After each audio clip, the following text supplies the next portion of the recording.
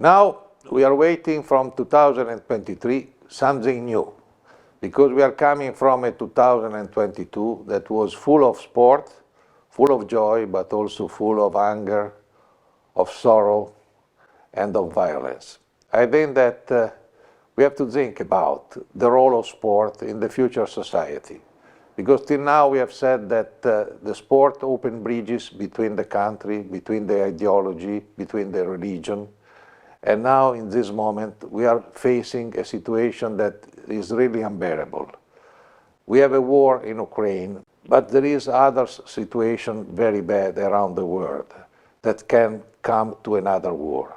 So we think that sport has to begin to think about how to fight for the freedom, but especially for the peace, because without peace there is no future for the next generation.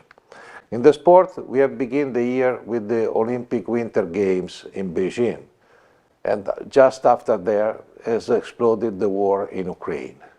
After, the sport was not the same, but top event came with World Championship in different disciplines, and after is finished with the World Cup in Qatar.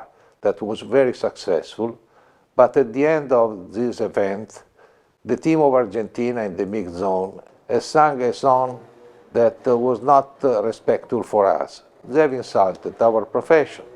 I know that they were full of joy, but even in the joy, they have to be careful not to insult the other people, because we are there to work with them for a better sport in the future. And I hope that they will apologize for their position, because I think that champion and journalists must work together to defend the principle of sport, the freedom of sport, the freedom of discussion in sport, the freedom of expression.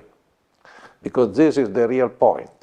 The freedom of expression is something that is completely forgotten, for example, in Iran, where we have colleagues that are in jail and they are in danger because they can be also executed.